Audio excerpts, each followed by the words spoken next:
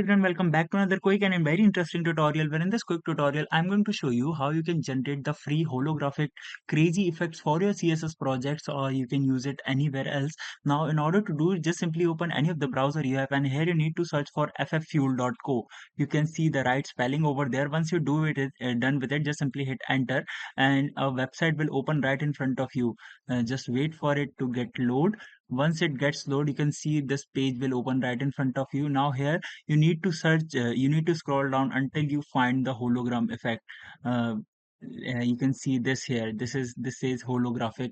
Now just simply hit over there and you can see a holographic background. A nice background will appear right in front of you. You can either customize it according to your need, and once you are done with the changes, just simply hit the download button. You can see three different formats are available for you to download. It's PNG, JPG and WebP. Once you are done with it, you can use it anywhere for free. Alright, so that's it for this video. I hope this video will be helpful for you. Make sure to hit the like button and subscribe button for more such helpful and interesting tutorials. See you in the next one. Take care.